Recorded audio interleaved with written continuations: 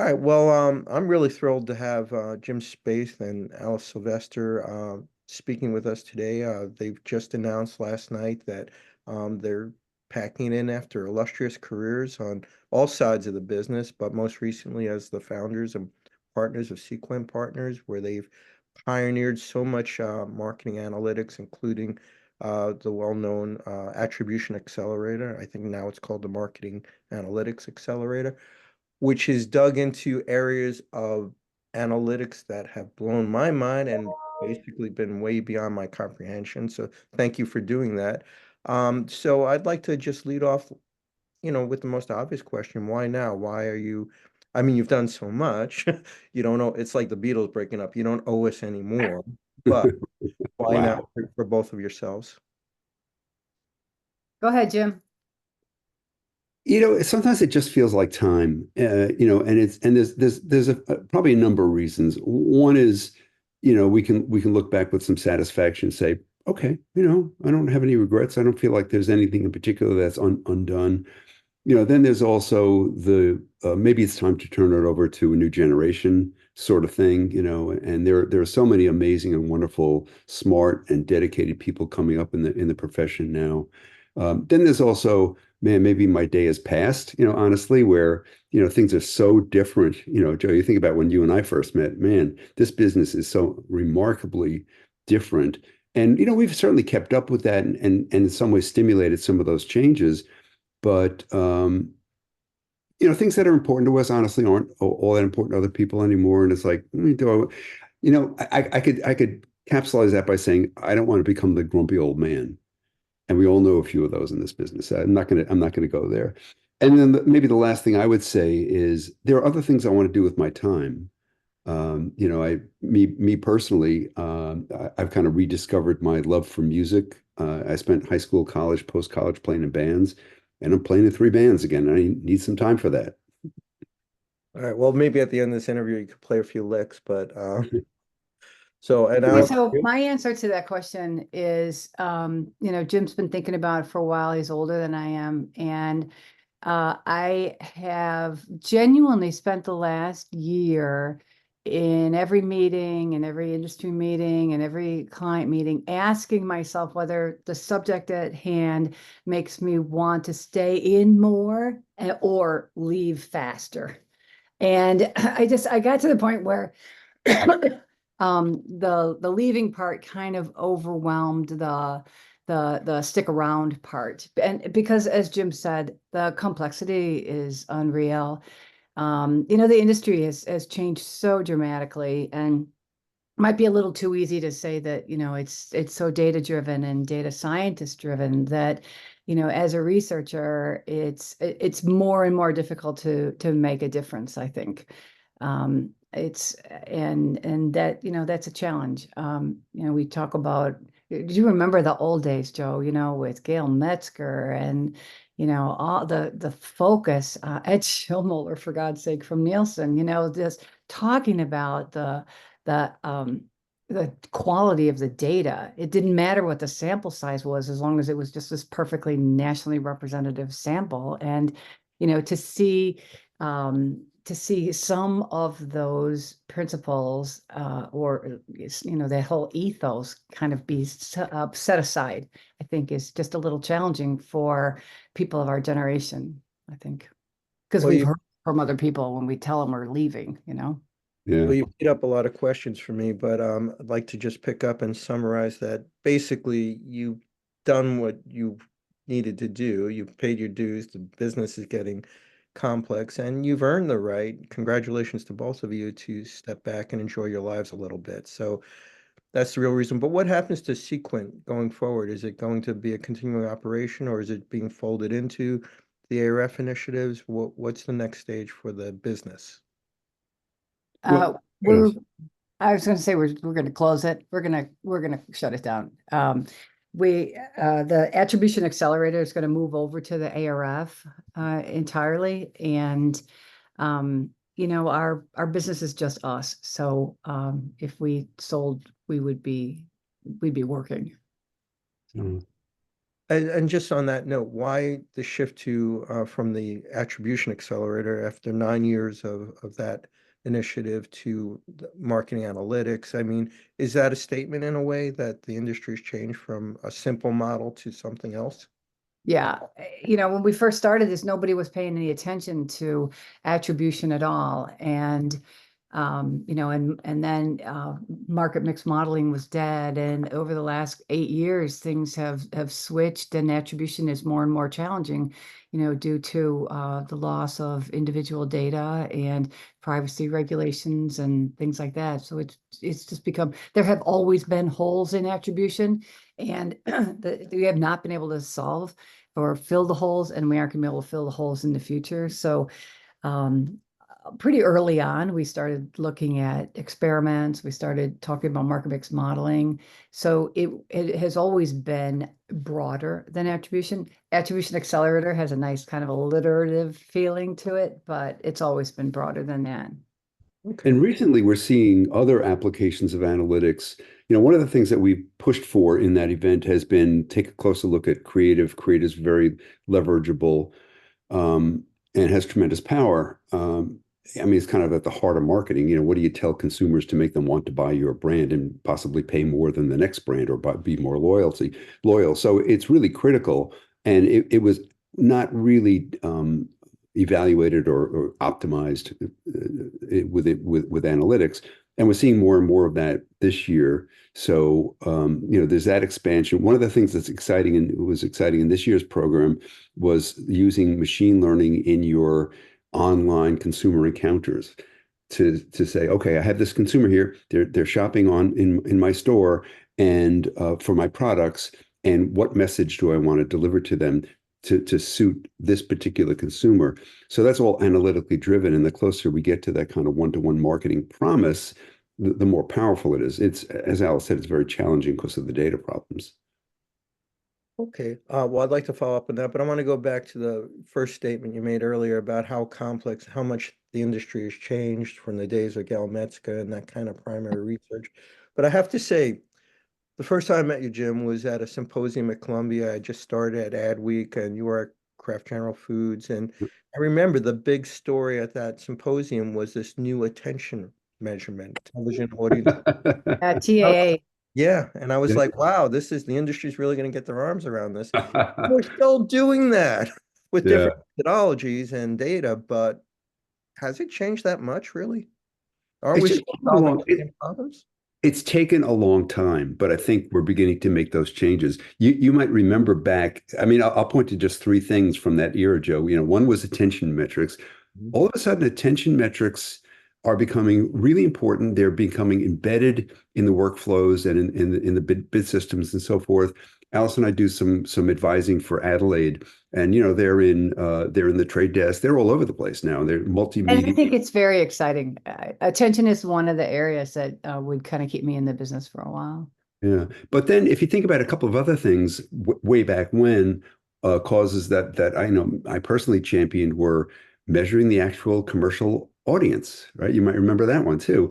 And it's taken forever, but we seem to be on the verge of actual commercial audiences now, which would, with the wisdom of age, it has its benefits. It also has some challenges, but it's going to be progress. But it's taken decades. And the one other one I'll mention, there are probably a few others, but the one other one I'll mention is we now call it advanced audiences, but way back when I had dubbed it buyer graphics. And my only regret in this business is that name never took off because it was so perfect. It was almost poetic, Scan America, right? In America, not demographics, but buyer graphics. You're targeting the buyers or the likely buyers and so on. And again, that's taken forever, but it's happening now. Yeah, So I think the gratifying. core issues in this business are the same as they were, before.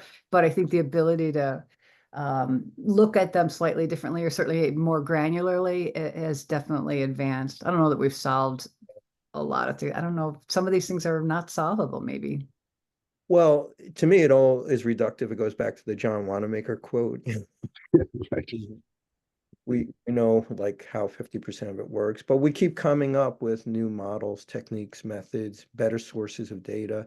But I want to touch on this other point you guys were working with machine learning, because to me, the big game changer, a real inflection point is the progression of machine technology, AI, generative AI, and whatever comes next. Do you think that will be the final solution, so to speak?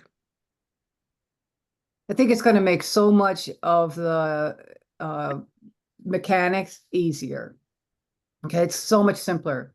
The ability to handle all the data, the ability to analyze and scroll through massive quantities of data that was never possible before. And I think through that, we will sort of, be able to see things that we hadn't seen before and possibly get to solutions for some of our age-old questions like wear out. We've never solved wear out, maybe because it's imponderable or we're asking the question wrong. I don't know. But I think but it all depends on the fidelity of the data, Joe. If the data is not strong, it's just going to be, garbage in, garbage out. Garbage out. Cliche. Yeah, yeah. It does make things possible that we dreamt about but couldn't do in the past.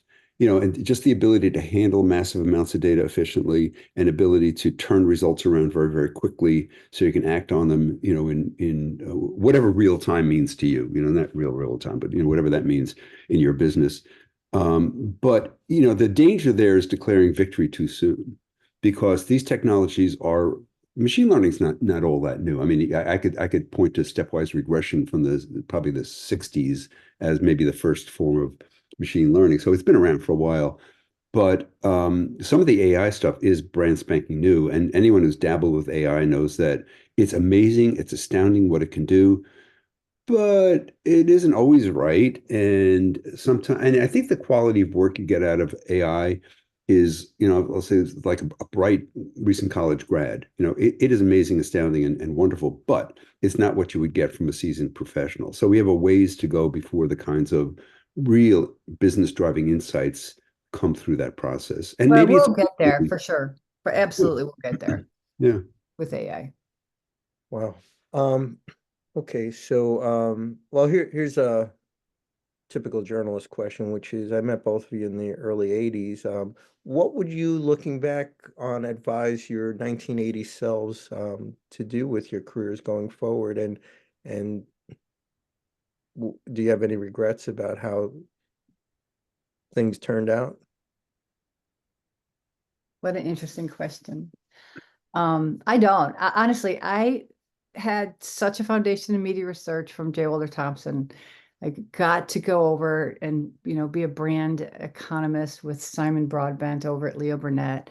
I was right there at Burnett when they converted from research into account planning. So I saw all the, really early adoption of account planning and principles like that. And all the way through was about, performance measurement has always been a thing. So I feel very fortunate in that I saw so many different aspects of the industry. Um, I got fired once or laid off, I guess. So that's all part of being in an ad agency too, even though it was painful at the time. Um, so no, I don't. And then I became a consultant and it's been hilarious. Yeah. Yes, we've had a good time. Yeah, I'd say that pretty much the same thing that I followed my heart and or my brain, and sometimes both. Those were always the best decisions when it was my heart and my brain. I look back and say I could have done some things differently and probably made a lot more money, but I was never not interested in what I was doing, and what I was doing never ceased to attract me and drive me to work at it and strive. And I think that pays off as a human being. Um, there are other things, like I said, that could have probably resulted in more money, but that was never my motivator. Right. So, my wife reminds me of that every once in a while, but it's all been fine. It's all been fine, and I've been happy with the work I've done, the people I've worked with. One of the reasons we set up Sequent Partners originally was so that we do the work that we were really passionate about, and that we could choose who we worked for. Having had the occasional boss that wasn't exactly someone I would have chosen, there's a lesson there, and in having your own business, you can choose the people you work for. And if there's someone who's a client and you decide, the chemistry is not good, you don't have to work for them ever again. I do have a regret. I do wish that USA Touchpoints had Oh, taken off. I think the focus on consumers and what they're doing and how they're feeling, the combination of emotions and actions and behaviors and media, the role that media plays in certain conditions and situations I do wish we had succeeded with that product. yeah. Yeah, it was a great product. I guess it just wasn't something that moved people in the marketplace, and there wasn't that kind of economic model for it, but maybe at a different time. So what would you advise your 1920s versions of yourselves to do with their careers going forward in the research and analytics business? Oh, two things. I would say, ride the tide, um, understand data science well enough that you can manage it. I don't think, I don't know that you want to do it, but at least be able to manage it, know the capabilities, understand statistics and analytics, again, well enough to manage it or maybe to pioneer in it. That's, I think, where the real insights are. But at the same time, I would say counter the tide and understand consumer behavior, the fundamentals of marketing, the basics of the basics of our profession are essentially how do you get people to buy your brand? That's kind of pretty simple. There are a lot of variants to that question, but fundamentally, we're selling stuff and we're trying to create brands that people want to buy, and that's not about data. That's about consumers. And I think that's being lost. We're kind of substituting data for consumers, and it's not a good substitution. So I would say counter that trend and really make sure you understand the consumer psychology and the marketplace and so forth. Yeah. Human insights and just human people, I think. That's what I loved about account planning. And when I came back to media, I realized there are no people in media. And there's no scale in account planning. It's two entirely different worlds.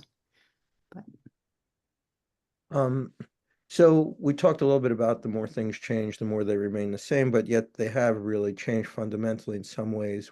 One thing I've been observing and writing a lot about was a shift in the power and control of the data from what Mm, I believe, maybe it wasn't true, was that the demand side, the advertising and the agencies and marketers, had more control and influence over the data that went into, well, certainly from media planning and buying currency research. Yes, Nielsen was the gatekeeper, it was the supplier, and it was influenced by the media suppliers, but it seemed to me like it was more of an open playing field.